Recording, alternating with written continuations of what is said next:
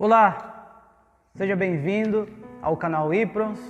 É uma alegria ter você conosco.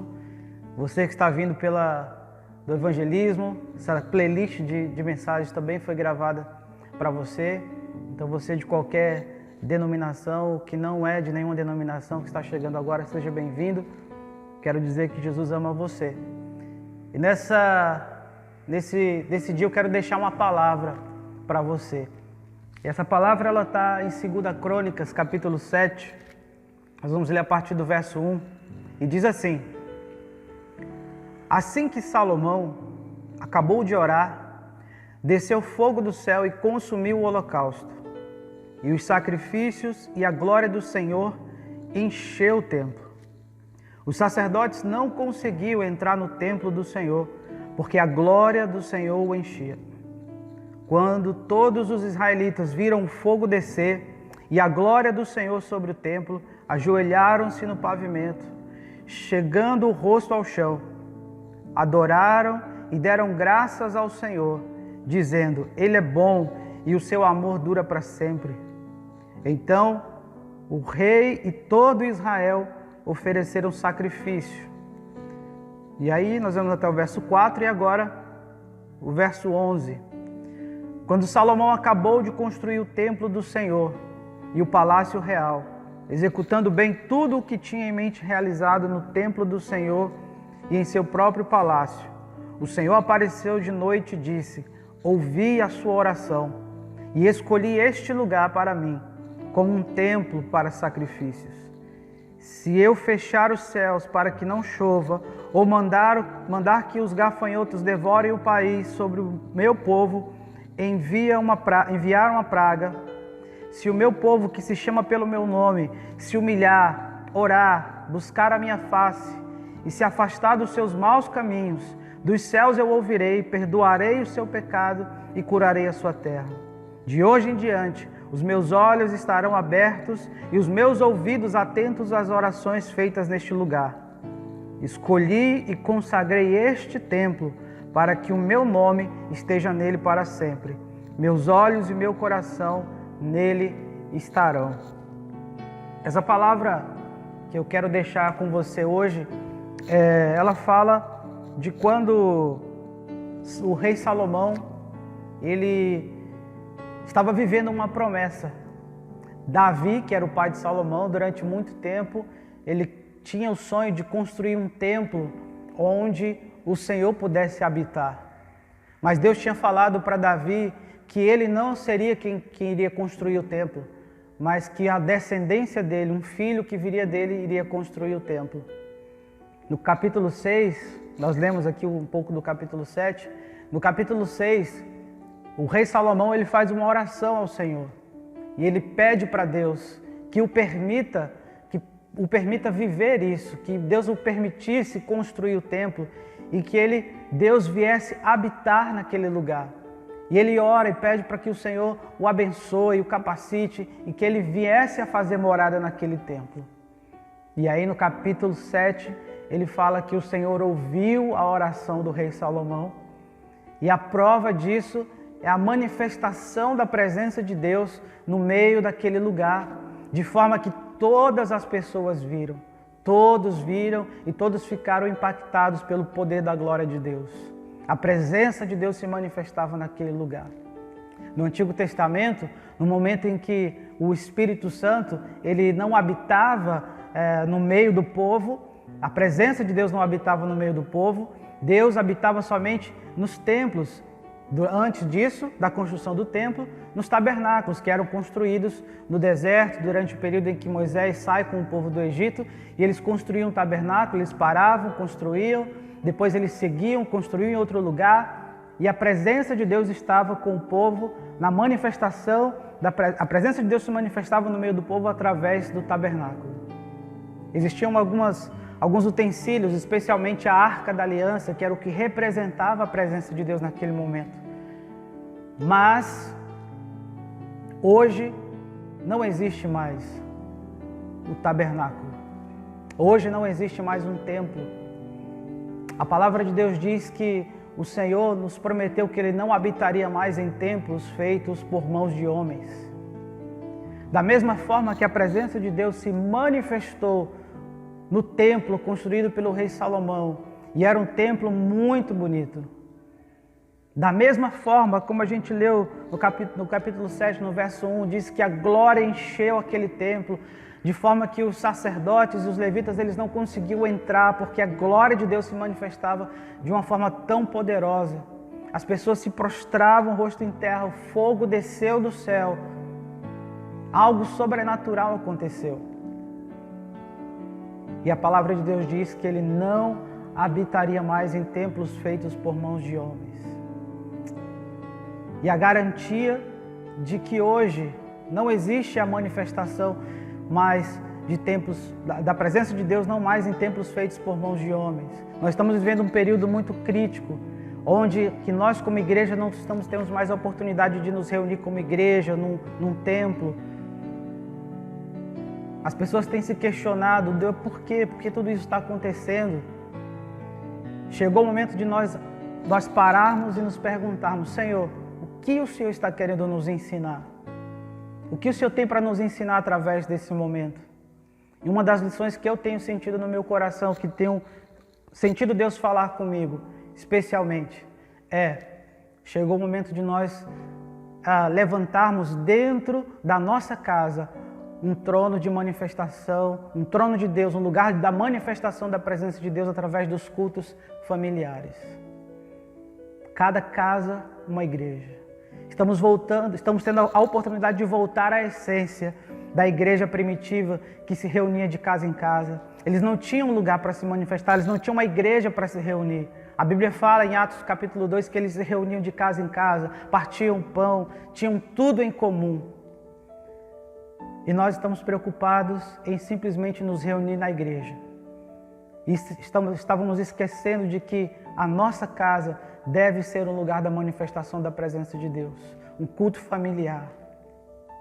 Mas mais do que qualquer coisa, também para nós como igreja, que precisamos entender que temos que levantar esse trono de adoração a Deus dentro da nossa casa e trazer a manifestação da glória, da presença de Deus para dentro da nossa casa. Para você que de repente nunca conheceu a Cristo de uma forma diferente, que nunca entregou a sua vida para Cristo, não espere a manifestação da presença de Deus em lugares físicos, porque a Bíblia diz que existe um templo aonde o Senhor tem prazer de habitar, e esse templo é o nosso corpo. A nossa vida é o templo do Espírito Santo. E a confirmação disso está em João. Ele não nos deixaria mais só. Ele enviaria um Consolador, o Espírito Santo. Hoje, naquela época, no Antigo Testamento, Deus vinha e se manifestava dentro do templo. E somente o sumo sacerdote podia entrar dentro do templo. E a promessa de Deus, o fato de que Deus prometeu, o que Ele prometeu é verdade. É verdade. Ele nos enviou o Espírito Santo.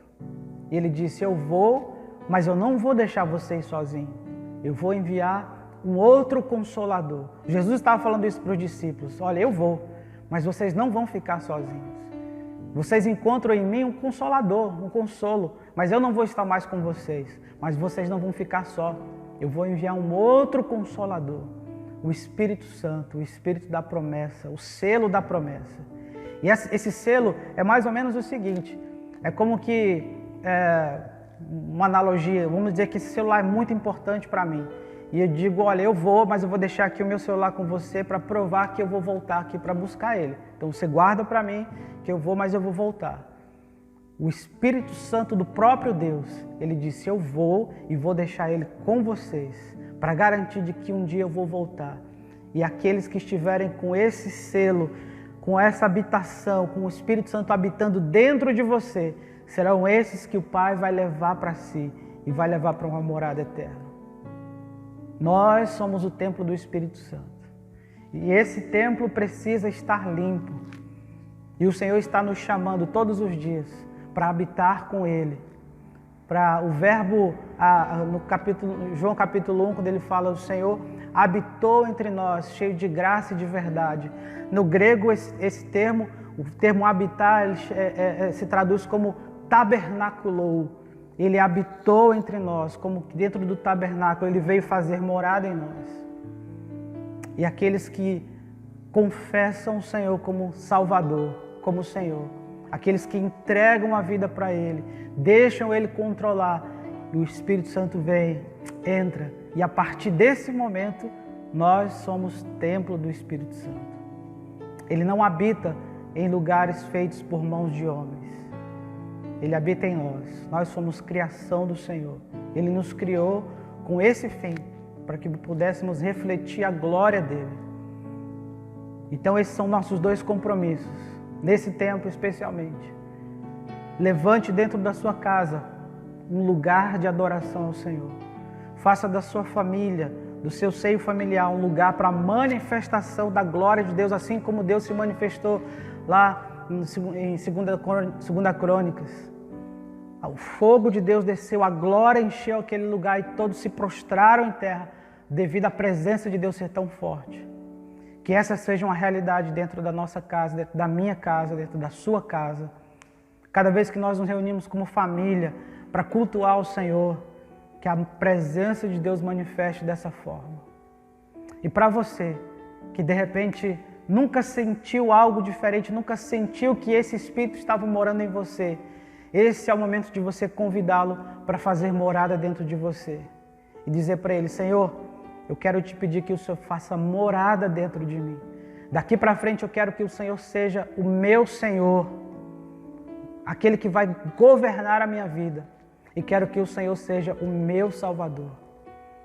E a partir de então, você vai ver a presença de Deus se manifestar na sua vida, assim como foi lá no Antigo Testamento. Não precisa de igrejas físicas, não precisa de pessoas, é você e Deus. É claro que é fundamental que nós como igreja estejamos em comunhão. A comunhão ela é fundamental, é necessário. A igreja no Antigo Testamento, a igreja no Novo Testamento, a igreja primitiva, eles tinham momentos de comunhão, eles se reuniam, eles tinham tudo em comum, eles comiam juntos, eles partiam pão, eles sentavam à mesa, e isso é importante. Outro dia eu vi alguém dizer assim: mas a igreja sou eu. Não, a igreja não sou eu, a igreja somos nós. É impossível ser igreja sozinho, não há como ser igreja sozinho. Só há igreja quando existe uma comunidade de pessoas que partilham de um mesmo propósito, que comungam o mesmo propósito. E qual é esse propósito? Nós servimos ao mesmo Deus, ao mesmo Senhor. Nos alegramos nisso, partimos o pão, nós batizamos, nós ceamos. É isso que nos faz ser igreja. Precisamos nos reunir. Mas mais do que qualquer coisa, você precisa ser igreja dentro da sua casa, com a sua família, com as pessoas do seu bairro, com as pessoas da sua rua. Manifeste, deixe o Espírito Santo encher a sua vida de tal forma que a glória de Deus se espalhe por esses lugares. E as pessoas que estão ao redor, elas vão ver e ficar impactadas e vão prostrar o rosto em terra, eles vão se curvar e reconhecer que só o Senhor é Deus. Salomão viveu uma promessa. Ele orou e pediu que o Senhor habitasse naquele lugar. E Deus disse: Salomão, eu vou habitar nesse lugar. Hoje, a minha oração é: Senhor, habita entre nós, tabernacula entre nós. E eu quero orar por você nesse momento. Eu quero pedir que o Senhor entre na sua vida. Eu quero pedir que o Senhor faça morada no seu coração. E aí onde você estiver, eu queria que você fechasse os seus olhos, curvasse a sua cabeça e pedisse ao Senhor: faz morada em mim enquanto eu oro por você. Deus, em nome de Jesus, eu agradeço ao Senhor por nos dar a oportunidade de termos o Senhor morando em nós. O Senhor sendo um Deus tão grande, tão imenso, ainda assim se faz tão pequeno para caber dentro de mim, Senhor. Eu te agradeço, Pai. Eu quero orar nesse momento com cada irmão, com cada um que está orando comigo, pedindo que o Senhor entre, faça morada no coração deles, que o Senhor transforme a vida deles de uma maneira especial, Pai. Que a partir de hoje eles não sejam mais os mesmos, que a manifestação da Tua presença seja real e constante nas nossas vidas, na minha vida, na vida dos meus irmãos. E que as pessoas de fora, quando olharem, elas verão que existe algo diferente. A glória de Deus vai impactar a vida deles, Pai. E eles reconhecerão que só o Senhor é Deus. Escreve os nossos nomes no livro da vida. Eu oro por cada família, Deus, que está acompanhando a gente agora. Eu oro para que o Senhor os ajude a fazer da casa deles um templo, que eles possam fazer do lar deles um lugar da habitação do Senhor. E que a casa deles, a rua deles, os vizinhos também sejam impactados por essa presença, Pai. Em nome de Jesus. Amém. Essa palavra eu quero deixar para você, que você possa depois ler 2 Crônicas 7,14, especialmente quando ele diz: se o meu povo, que se chama pelo meu nome, se humilhar, orar, se converter, se arrepender dos seus maus caminhos, eu, o Senhor, ouvirei dos céus, perdoarei os seus pecados e sararei a sua terra. Nós estamos precisando de que o Senhor sare a nossa terra. Estamos precisando da cura do Senhor. Então, se você que está com alguém enfermo na sua família, ou conhece alguém, nós estamos vendo pessoas morrendo todos os dias. É um momento de arrependimento. O Senhor também está nos chamando para um arrependimento. Nos arrependermos dos nossos maus caminhos, nos convertermos a Ele e orarmos a Ele. E Ele prometeu de que Ele ouviria dos céus, perdoaria os nossos pecados e nos sararia. Então que você seja sarado em nome de Jesus. Deus abençoe, fique na paz.